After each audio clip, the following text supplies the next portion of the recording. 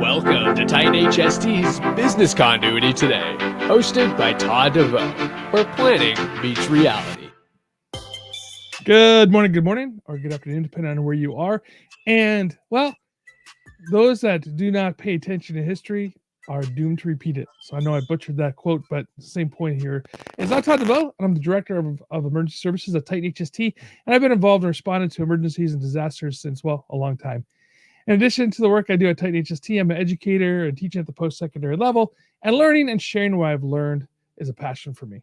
So welcome to Business Continuity Today, where together we will start, we'll keep learning. As a kid, I loved history. And in fact, I actually have an associate's degree that I never picked up a diploma, but it's kind of a funny story. But anyway, I attended junior college when I got out of the Navy. And then I went on to earn my bachelor's degree in public policy, and I have 2 master's degrees, one in public administration, the other in emergency management, and I'm working on my PhD right now. So I'm not here bragging about what I'm talking about, what I'm learning, right? What I'm here to talk about is why, as lifelong learners, but most of us are, why do we have problems sometimes learning? So I like to teach. I like to learn. I like to do this stuff. I learn as much from my students as I hope my students learn from me. And however, I've been looking at how people learn really deeply over the last few years because it really intrigues me.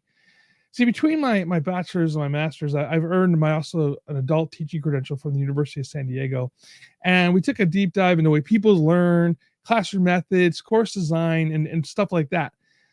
But, excuse me, but in some cases, learning looked to be easy, right? We stand up and lecture, we give them book assignments to read, things like this. And today you can look at YouTube videos and learn from there, and boom, you're supposed to have knowledge, right? I mean, on our phones, we have everything in the world on our phones. I'll put this into perspective. My friend Bryce and I, we put chair rail around my daughter's bedroom, and went to the Home Depot, and I got the molding, and we're gonna figure out how to do it, and I have the tools and everything, and I grabbed up YouTube, and we're looking at this thing, and man, we cut, I don't know how many lengths of linear foot of wood we cut before we could figure out what the process was to get those angles to match, right? And so we're learning not through watching the video or reading books or looking at instructions. We're learning through trial and error on what worked best and how to cut those angles. Now, if you guys want tray rail put in your room, I can go ahead and do this because I know this. I learned from those mistakes that I made. See, most of us have to make that mistake. We have to feel the pain to have those lessons that we're looking to have, integrated into our memory. If you think about when we're kids, right? The idea of don't touch that stove, and until you touch that stove, then you realize, oh yeah, our parents knew what we're talking about, that it was hot, right? So again, don't cross the street without looking both ways until maybe you got whapped in the butt for not crossing the street properly or whatever, right? So learning through those mistakes, I think, is what we do the best.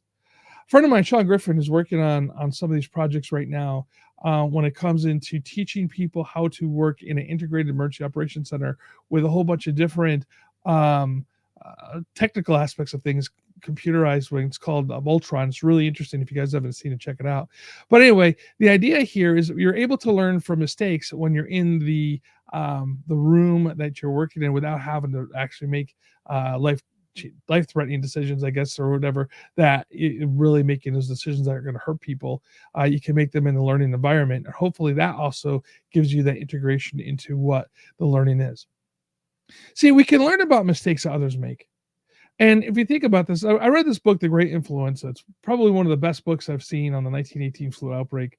And it's taught us supposedly many lessons, right? I mean, we went back through this, and if you take a look at the book, they actually did contact tracing all the way back to, they knew exactly the cook at the army camp that was the first person to create this flu or to pass this flu on to the rest of the United States Army. And how it traveled around the world. We know this, right? Through history and through taking a look at this and through investigations. I probably read that book over 6 times, and I still pick out things they didn't see the first time through. So I highly recommend the book. But I read the book way before COVID-19. and I was perplexed that we weren't ready for this event. In fact, I would say that most of us in emergency management and public health have been preparing for this event. I mean, we had pandemic flu plans, right? And if you worked in higher education at all, our higher education emergency managers were working with pandemic flu plans over there. Also, other kind of communicable diseases, not in the sex way, but in the sense of like measles, mumps, rubella. Right? We know that these things happen because you have people living in close quarters, and the disease spreads through easily. Right? So why were we kind of behind the curve? I think some of it has to do with pride a little bit.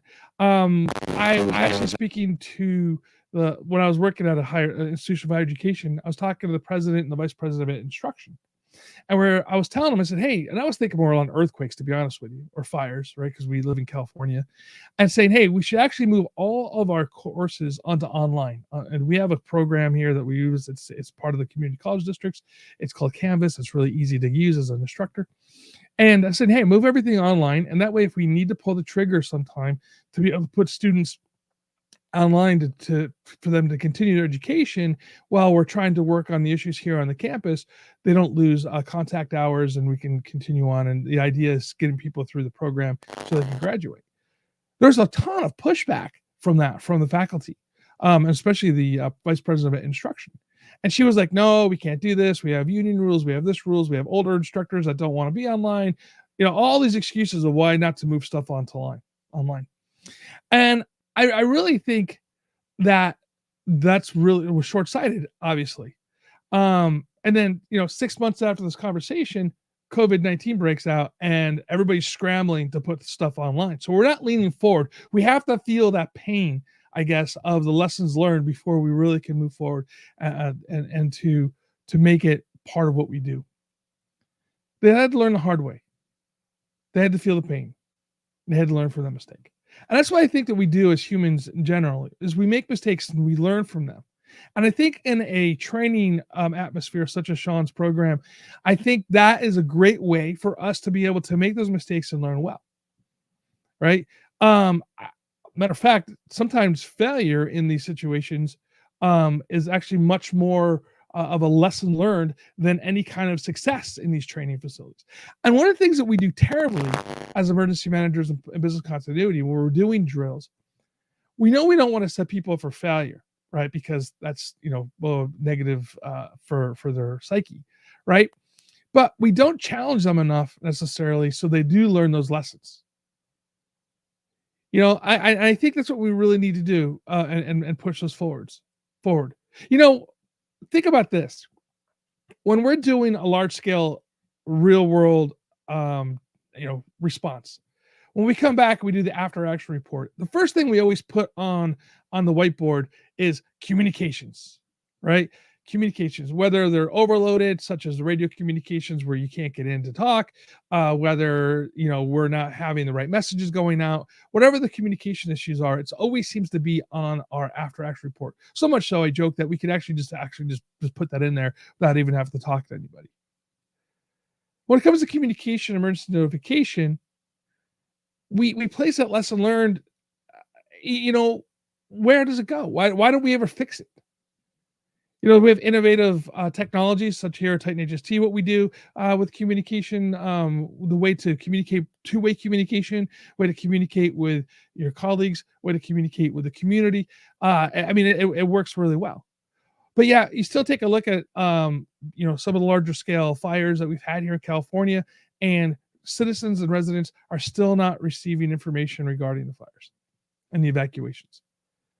People aren't listening to the words that are coming out when it comes into some of the hurricanes and tornadoes and things that come around.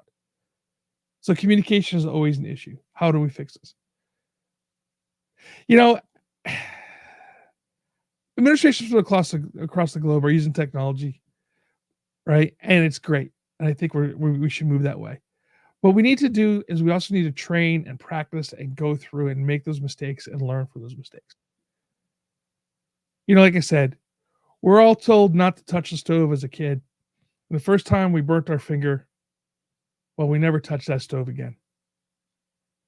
Hey, everybody, thank you so much for being with me today. And visit Titan HST for all your communication needs. And remember to follow us on your favorite podcast player, Facebook, YouTube, Twitter, and join us in next week. Until then, please stay safe and stay hydrated.